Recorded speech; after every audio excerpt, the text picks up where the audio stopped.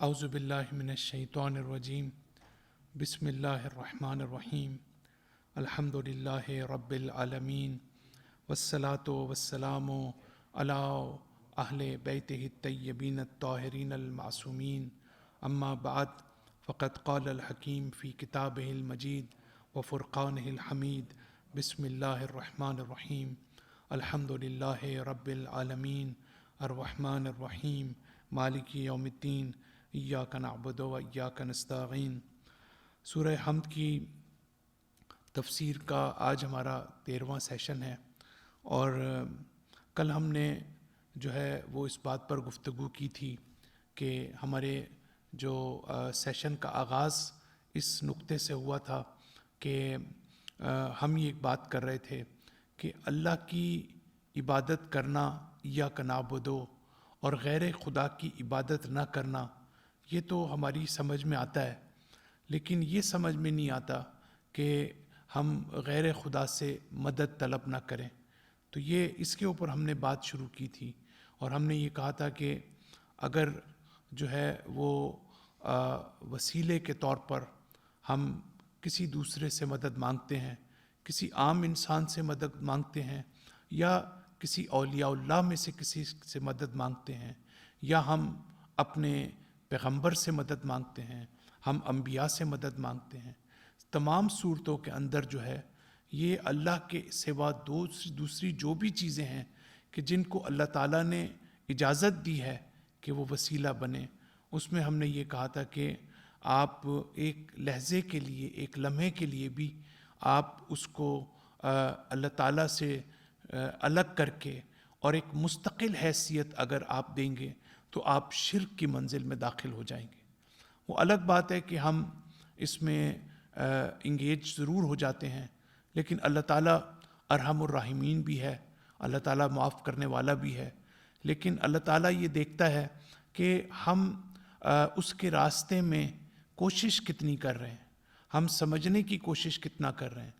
یہ دو قسم کے جو طبقات ہیں ان میں بہت فرق ہے، اس پہ بھی ہم روشنی ڈالتے چلیں کہ ایک تو وہ ہوتے ہیں جو اپنے آپ کو سیٹسفائیڈ کر لیتے ہیں، اور وہ کہتے ہیں جی جو ہماری سوچ ہے اس سوچ میں کوئی تبدیلی واقع نہیں ہو سکتی، اور وہ ٹھیک ہے۔ لیکن ایک یہ ہے کہ ہمیشہ بہتر سے بہتر چیز کو سمجھنے کی کوشش کرنا اور اپنے آپ کو امپروو کرنا، اور اگر اس میں کوئی غلطی ہے آپ کی اپروچ میں تو اس اپروچ کو ٹھیک کرنے کے لیے آپ کے اندر فلیکسیبلٹی کا ہونا، یہ بہت امپورٹنٹ ہے کہ اگر آپ کے اندر یہ فلیکسیبلٹی نہیں ہے، آپ یہ کہتے ہیں جی جس طرح کفار اور مشرکین یا دوسرے قرآن میں ہے کہ جی ہمارے آباء و اجداد ایسا کیا کرتے تھے، ہم بھی یہ کہیں جی ہم تو آج تک یہ سنتے آئے تھے علماء سے، تو ہم تو اس کو تبدیل نہیں کر سکتے۔ تو یہ چیز جو ہے وہ بڑی خطرناک ہے۔ اللہ تعالیٰ یہ دیکھتا ہے کہ ہماری کوشش کیا ہے اس کے راستے میں، یہ بڑی امپورٹنٹ ہے۔ ہو سکتا ہے آپ مقصد تک نہ پہنچیں، ہو سکتا ہے آپ اس حق تک نہ پہنچیں جس حق تک آپ کو پہنچنا ہے، لیکن اللہ یہ دیکھنا چاہتا ہے کہ میرا بندہ جو ہے وہ میرے راستے میں ٹرائل اینڈ ایرر کا جو لفظ ہم استعمال کرتے ہیں، وہ مستقل ایک ٹرائل اینڈ ایرر کے ذریعے سے وہ آگے بڑھنے کی کوشش کرتا ہے۔ تو وسیلے کا مسئلہ جو ہے وہ ہمارے لیے بہت اہم ہے۔ تو ہمارے ذہن میں کیا ہے، میں ساتھ یہ بھی بتاؤں کہ کل ہمارا جو رابطہ تھا وہ ٹوٹ گیا جب ہم بالکل اہم ترین گفتگو پر پہنچے۔ ٹائم ہمارے پاس بہت محدود ہوتا ہے۔ بنیادی طور پر ہم جب فرض کرتے ہیں کہ ہم مثال لے لیتے ہیں، ہم اپنے نبی اکرم سے ان کو وسیلہ قرار دینا چاہتے ہیں، تو ہم کرتے کیا ہیں؟ ہم ایکچولی جو کر رہے ہیں، جو ایکچولی ہونا چاہیے وہ یہ کہ ہم کوشش یہ کرتے ہیں کہ ان کو پہلے تو ان کو متاثر کریں، کہ ان پر اثر انداز ہوں، یعنی ان پر اثر انداز ہوں کہ وہ جی ہمارا کسی طرح کام کر دیں جو ہمارا ہے، اور اس کے بعد ہم یہ چاہتے ہیں کہ وہ اللہ کے اوپر اثر انداز ہوں، وہ جو ہے ہماری بہاف کے اوپر اللہ پہ اثر انداز ہوں کہ وہ ہمارا کام کر دیں۔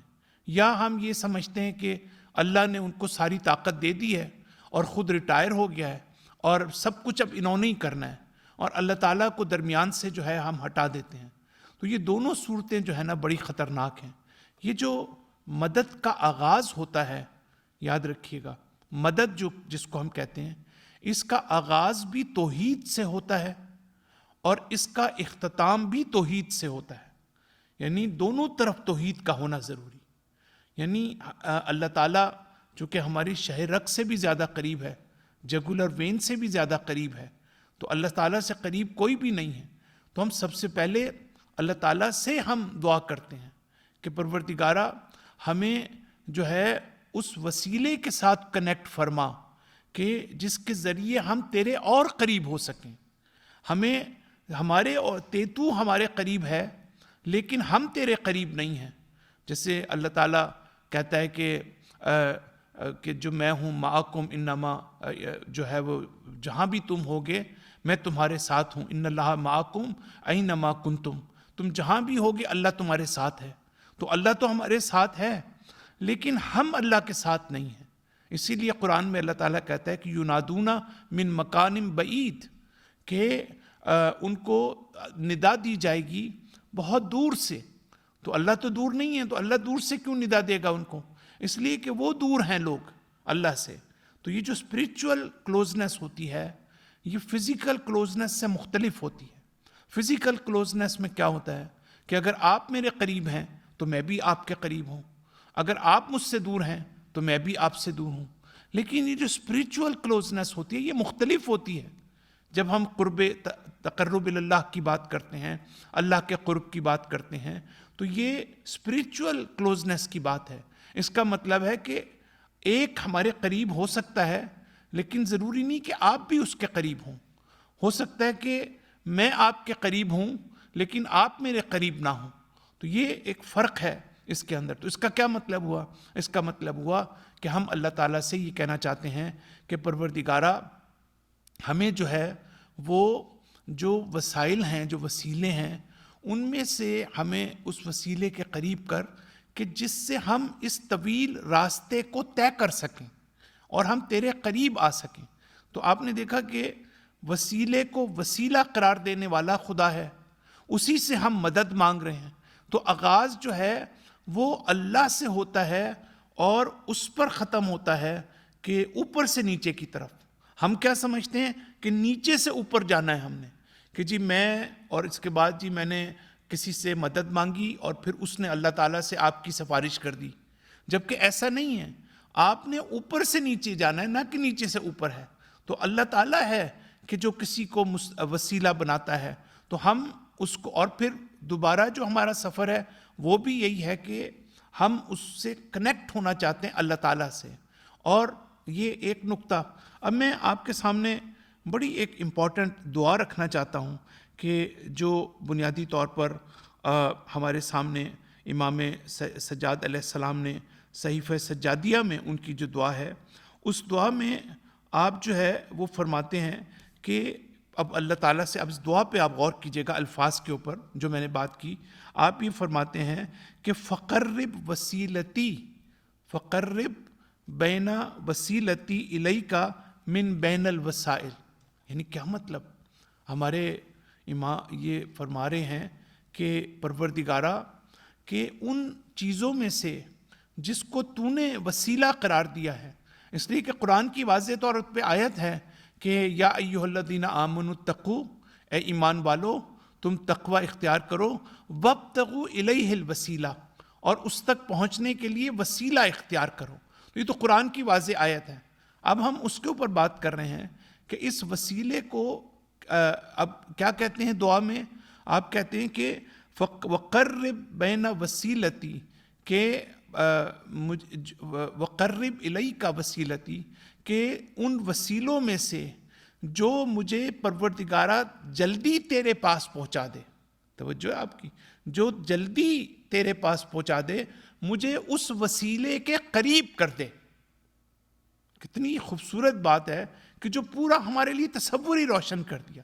تو ہمارا آغاز توحید سے ہو رہا ہے اور اختتام بھی ہمارا جو ہے وہ توحید سے ہو رہا ہے کہ جب ہم کنیکٹ ہو گئے اس وسیلے سے. مثلا قرآن ہے، ہم ہی کہتے ہیں پروردگارہ قرآن بھی تیرے تک پہنچنے کا وسیلہ ہے، نماز بھی تیرے تک پہنچنے کا وسیلہ ہے، عبادت بھی تیرے تک پہنچنے کا وسیلہ ہے، حج بھی تیرے تک پہنچنے کا وسیلہ ہے.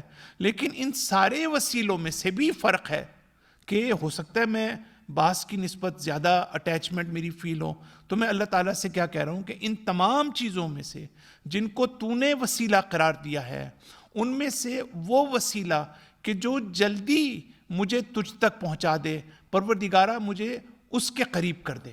یہ آپ کے سامنے دعا میں اس لیے کرنا چاہتا تھا کہ اب جو ہے ایک اور نقطہ اور پھر ہم گفتگو کو تھوڑا آگے بڑھائیں گے، اور وہ یہ کہ دیکھیں جب ہم وسیلے کی بات کرتے ہیں یا جب ہم مدد کسی کی طلب کرتے ہیں، تو یہ جو وسیلہ ہے مدد طلب کرتے ہیں، ہم یہ سوچتے ہیں کہ جی ہم نے مدد مانگی قرآن سے، قرآن نے ہماری مدد کی، اللہ تعالیٰ کو سفارش کی، ہمارے پیغمبر نے کی، امام نے کی، حضرت علی نے کی، تو ہم ان سے مدد مانگ رہے ہیں.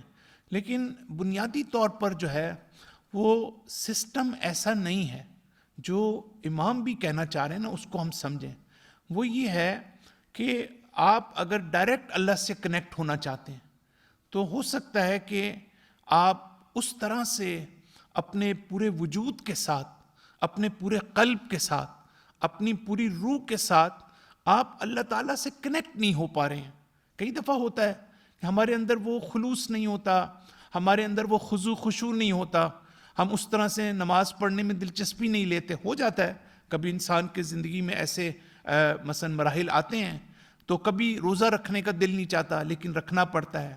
تو اصل میں فلسفہ یہ ہے کہ ہم ان ہستیوں سے کنیکٹ ہوتے ہیں، ہم انبیاء سے کنیکٹ ہوتے ہیں، ہم اپنے رسول سے کنیکٹ ہوتے ہیں، ہم اہل بیت رسول سے کنیکٹ ہوتے ہیں، تاکہ ان سے جب ہم مدد مانگ رہے ہوتے ہیں تو ان سے مدد یہ نہیں مانگ رہے ہوتے کہ وہ جائیں اور اللہ سے کہیں کہ جی ہمارا کام کر دیں، بلکہ ان سے جب آپ کا رابطہ ہوتا ہے تو آپ کی جو لیول آف اسپریچویلٹی ہے، آپ کا جو خلوص ہے، آپ کے اندر جو اللہ تعالیٰ سے قرب کا جو آپ کے اندر جذبہ ہے، جو آپ کی معنویت ہے، جو آپ کی روحانیت ہے، جو آپ میں جو ہے وہ اخلاص ہے، اس میں آپ کا جو ہے جو اس میں عشق اور محبت جو ہے وہ آپ کی اور بڑھ جاتی ہے. آپ 2 منٹ کے سوچئے کہ آپ اپنے پیغمبر سے کنیکٹ ہو رہے ہیں، تو پیغمبر سے کنیکٹ ہونے کے بعد آپ کے دل کی جو حالت ہے، آپ کے جو قلب کی حالت ہے، وہ زیادہ جو ہے وہ بہتر ہو جاتی ہے. تو اس کے نتیجے میں آپ جو ہے وہ آپ کا اور اللہ سے جو آپ کا رابطہ ہے وہ اور زیادہ مضبوط ہو جاتا ہے. تو یہ بنیادی چیز ہے، اس کو ہمیں ہمیشہ جو ہے وہ سامنے رکھنا چاہیے. تو اب ہم لوگ کیا کہتے ہیں، السلام علیکم، اب ہم جو ہے وہ دوبارہ اس کو میں کر کے کہ امام فرماتے ہیں کہ وَقَرِّبْ إِلَيْكَ، جو ہے مجھے ان وسیلوں جو تیرے وسیلے ہیں ان میں سے اس کے قریب کر دے جو مجھے جو ہے وہ اللہ تعالیٰ کے قریب کر دے، جو تیرے مجھے قریب کر دے. تو اب ہم کبھی کبھی کیا کرتے ہیں، ہم بنیادی طور پر جو خطرناک کام کرتے ہیں، تو اصل تو اللہ تعالیٰ کی ذات ہے. اور کل میں نے آپ کو بات کی کہ آپ دیکھیں کہ آپ جو مجالس اور وہ جو کچھ مثلا پوری دنیا میں جس وقت ہو رہا ہے، اکثریت جگہ پر جو ہو رہا ہے، وہاں آپ دیکھیں کہ اس طرح سے جو ہے انبیاء اور اولیاء کی بات کی جاتی ہے اور ان سے مدد مانگی جاتی ہے، جس میں جیسے گویا اللہ کا کوئی رول ہی نہیں ہے، جبکہ اللہ تعالیٰ سے ہی شروع ہوتی ہے، اللہ تعالیٰ سے ہی شفاعت ختم ہوتی ہے. شفاعت کا جو تصور ہے انٹرسیشن کا، کہ اللہ تعالیٰ سے شروع ہوتی ہے اور اللہ تعالیٰ پر ہی ختم ہوتی ہے. تو ہم کبھی کبھی اور بلکہ اکثر ہم کیا کرتے ہیں، ہم اللہ کو ہی وسیلہ بنا دیتے ہیں. آپ ذرا سوچیں کہ یہ کتنا خطرناک کام ہے کہ اللہ ہی وسیلہ بن جاتا ہے ہمارے لیے. اللہ کیسے وسیلہ بن جاتا ہے؟ اب اللہ کو تو مقصد ہونا چاہیے ہمارا، لیکن اللہ جو ہے وہ ہمارا وسیلہ بن جاتا ہے، اس لیے کہ اللہ تعالیٰ جو ہے اس نے ہمیں جنت میں بھیجنا ہے. اللہ تعالیٰ اہم کیوں ہے ہمارے لیے؟ اس لیے اہم نہیں ہے کہ وہ ان اٹ سیلف یہ چیز اہم ہے، یا اس لیے اہم نہیں ہے کہ وہ خود اپنی ذات میں ہمارے لیے اہم ہے کہ ہم اس کی عبادت کریں، بلکہ اس لیے ہمارے لیے اللہ اہم ہے کہ وہ ہمیں جنت میں لے کے جا رہا ہے. وہ ہمیں جہنم سے بچا رہا ہے. تو یہاں پر بھی اللہ کو ہم نے وسیلہ قرار دے دیا. کس چیز کا؟ اپنے مقصد کا، جو اپنا ہمارا ہدف ہے. تو آپ دیکھیں کہ یہ جو مدد مانگنے کا مسئلہ ہے یہ بہت ہی امپورٹنٹ ہے اس لحاظ سے. اور پھر اسی میں ایک آخری بات یہ کہ آپ نے دیکھا ہوگا کہ کتنا آپ سنتے ہیں یا علی مدد یا علی مدد، لیکن ہم نے کبھی، آپ نے نوٹ کیا کہ کبھی آپ نے کبھی کسی کو یہ نہیں کہتے سنا ہوگا، یہ آپ کو میں کروڑوں مجالس میں آپ سنتے ہیں ہمیشہ، کبھی آپ نے یہ نہیں سنا ہوگا کہ وہ تو ٹھیک ہے مدد کی بات آپ کرتے ہیں اور وسیلے کو مدد قرار دیا گیا ہے، لیکن علی مدد کرتے کس کی ہیں؟ یہ بھی تو سوال پیدا ہوتا ہے نا کہ بھئی سوال یہ ہے کہ ہم یہ تو کہتے ہیں نہیں مدد کریں، اور ہم نے ایسا بنایا ہوا ہے کہ بس ہم نے ادھر حکم دیا کہ جی مدد مانگی ہم نے اور ادھر ہماری بات پوری ہو گئی. ہم اس کو اتنا فار گرانٹیڈ لیتے ہیں، جبکہ آپ بھی دیکھیں کہ اللہ تعالیٰ خود یہ کہتا ہے کہ میں تمہاری مدد نہیں کروں گا جب تک تم میری مدد نہیں کرو. تو جب اللہ ہی آپ کی مدد نہیں کرتا، جب تک آپ اللہ کی مدد نہیں کرتے، تو کیا آپ علی سے یہ تصور کر سکتے ہیں کہ وہ جب آپ نے زبان کھول دی اور وہ آپ کی مدد کر دیں گے؟ تو علی تو یہ کہہ رہے ہیں کہ تم اگر میری مدد کرنا چاہتے ہو، ایوننی بورء و اجتہاد، تم اگر چاہتے ہو، پہلے تو وہ یہ کہتے ہیں کہ مجھے معلوم ہے کہ تم مجھ تک نہیں پہنچ سکتے، لیکن اگر تم میری مدد کرنا چاہتے ہو تو تقوی اور پرہیزگاری اور کوشش اور جد و جہد، ان دو چیزوں سے تم میری مدد کرو. تو اس کا مطلب یہ بھی ہوا کہ ہم پہلے ان کی مدد کریں اس طرح سے کہ ہم اللہ کے احکام کی پابندی کریں، پہلے ہم اللہ کی بات کو سنیں. اب ہم دیکھیں آگے ہم بڑھ رہے ہیں، بڑی امپورٹنٹ قرآن کی آیات آ رہی ہیں، اس میں اب دیکھیں کہ قرآن میں یہ ہے کہ جو آیت ہے نا اذا سألک عبادی انی فانی قریب، اب یہ دعا کا جو تصور ہے، اب ہم تھوڑا سا اب دعا کے اوپر بات کر رہے ہیں کہ دعا بھی تو ایک مدد طلب کرنا ہے نا. اس کا کیا مطلب ہے؟ قرآن کی آیتیں ہمیں کیا میسیج دیتی ہیں اور ہم دعا کو کیا سمجھتے ہیں، اس کو بھی ہم نے دیکھنا ہے کہ دعا کو ہم کس طرح دیکھ رہے ہیں اور دعا کو قرآن کس طرح سے دیکھ رہا ہے. یہ دیکھیں اب یہ بڑی امپورٹنٹ بات ہے. قرآن اللہ تعالیٰ کہتا ہے جی اذا سألک عبادی، اے رسول ان سے کہہ دو جب میرا بندہ میرے بارے میں سوال کرتا ہے، فإنی قریب، میں قریب ہوں اور میں سنتا ہوں تمہاری بات کو. لیکن آگے جو ہے وہ کیا کہتا ہے؟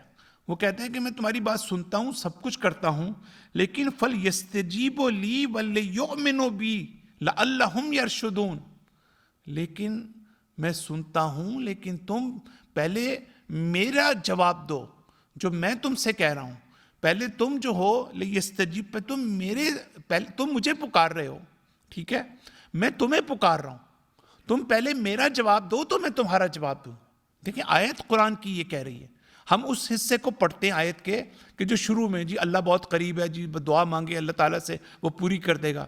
اللہ تعالیٰ تو یہ کہہ رہا ہے، شرط لگا رہا ہے، وہ کہہ رہا ہے کہ اگر تم مجھ سے مانگتے ہو، مجھ سے سوال کرتے ہو، تو پہلے تو میں تم سے سوال کر رہا ہوں، پہلے تو تم میری سوال کا جواب دو.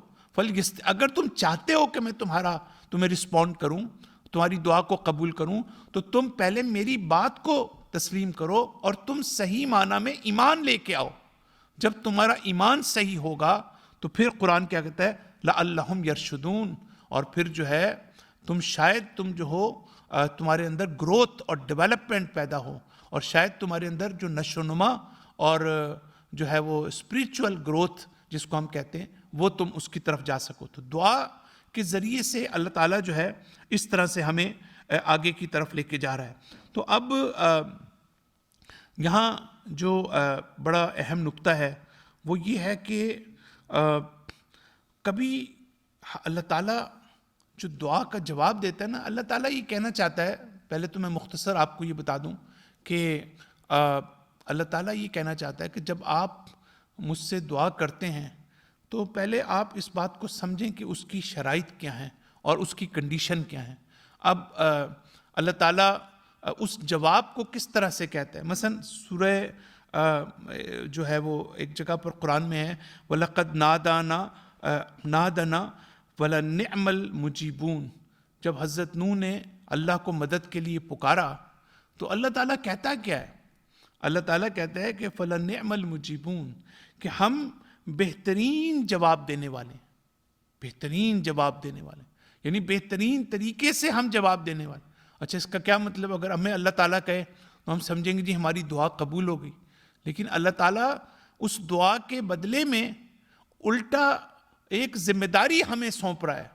یعنی یہ جو اللہ تعالیٰ ذمہ داری ہمیں دے رہا ہے، مثلا فرض کریں ہم کہتے ہیں جی میں دعا کرتا ہوں کہ جی میں فلاں امتحان میں کامیاب ہو جاؤں، تو اب میں یہ سوچوں کہ اللہ تعالیٰ مجھے کامیاب کر دے گا. نہیں، اللہ تعالیٰ بلکہ آپ کو ایک راستہ دکھا رہا ہے کہ اگر آپ نے امتحان میں کامیاب ہونا ہے تو آپ نے ان دنیاوی اسباب کے ذریعے سے آپ نے کون سی کوشش کرنی ہے تاکہ آپ امتحان میں کامیاب ہو جائیں. صرف یہ نہیں ہے کہ آپ جو ہے وہ قرآن کی ایک آیت میں ہے، آگے میں کل لے کے بھی آ جاؤں گا، کہ آپ ایسا نہیں ہے کہ ایک پیاسا، اب قرآن کے الفاظ ہیں جو میں آپ کے سامنے بیان کروں، قرآن یہ کہہ رہا ہے ایسا نہیں ہے کہ ایک پیاسا جو ہے وہ دریا کے سامنے، سمندر کے سامنے کھڑا ہے اور وہ پیاس سے مر رہا ہے، تو آپ آگے بڑھیں گے، جا کے پانی پئیں گے تو آپ کو پانی ملے گا. یعنی خود بخود آپ کے کوئی پانی پلائے گا نہیں آپ کو آ کے. یہ بنیادی کنسیپٹ ہے جو یہاں قرآن دینے کی کوشش کر رہا ہے. تو دیکھیں اب آگے اللہ کہتا ہے کہ جب نوح نے مجھ سے مدد مانگی تو ہم سے بہتر مدد جواب دینے والا، رسپونڈ کرنے والا کوئی نہیں ہے. کہتے ہیں فَأَوْحَيْنَا إِلَيْهِ، تو ہم نے وحی کر دی اس کو. یہ وحی کیا کی ہم نے کہ انسنا جو ہے الفلک بِأَعْيُنِنَا، کہ اے نوح تم ہماری نگاہوں کے سامنے یہ کشتی بناؤ اور ہماری وحی کی روشنی میں کشتی بناؤ. وہ دعا کر رہے ہیں کہ پروردگارہ مجھے اس بحران سے نکال، مجھے اس کرائسس سے نکال. اللہ کہتا ہے مجھ سے بہتر جواب دینے والا کون ہو سکتا ہے؟ آپ نے غور کیا مجھ سے بہتر جواب دینے والا کون ہو سکتا ہے؟ اور پھر اب ہم جیسے ہم تو سمجھ، اس کا مطلب ہے جی ہماری مدد آ جائے گی. اللہ کہہ رہا ہے جواب دینے کا مطلب ہے تم یہ کام کرو، تم یہ جو کشتی ہے بناؤ. تو آپ نے دیکھا کہ یہ جو میٹیریل کازز ہیں ان کا بڑا براہ راست تعلق ہے دعا کے ساتھ. تو یہ اور پھر حضرت موسیٰ کو کیا کہا؟ اب میں پھر آپ کے سامنے ایک اور آیت رکھ رہا ہوں کہ قد اوتیت سؤلک یا موسیٰ، اے موسیٰ تم نے جو مانگا ہم نے اوتیت، ہم نے وہ عطا کر دیا. یہ تو بڑی عجیب سی آیت ہے کہ تم نے جو مانگا ہم نے اس کو عطا کر دیا. وہ عطا کیا کیا؟ بڑی امپورٹنٹ سوال ہے. تو قرآن کیا کہتا ہے کہ اذهب انت واخوک بآیاتی ولا تینا فی ذکری، کہ اے موسیٰ جاؤ تم اور تمہارا بھائی ہارون میری آیات کے ساتھ، میری نشانیوں کے ساتھ جاؤ فرعون کی طرف تم، اور تم جو ہو میرے ذکر میں کسی قسم کی غفلت نہ کرنا. تو یہ ہے جو اللہ نے ان کی دعا مانگی، یعنی بلکہ جو ہے ان کو مزید ایک اور کام دے دیا. آپ نے دیکھا کسی جگہ پر بھی اللہ جو ہے وہ دعا کرنے والے کو جو عمل سے جدا نہیں کر رہا ہے. دعا کرنے والا جو ہے وہ اللہ سے مدد مانگے جا رہا ہے. اب ہمیشہ تو یہ تو چلیں قرآن ہے ہماری مدد ہو گئی، لیکن ہر جگہ تو اللہ آ کے ڈائریکٹ ہمیں نہیں بتا رہا، کوئی وہی تو نہیں کر رہا.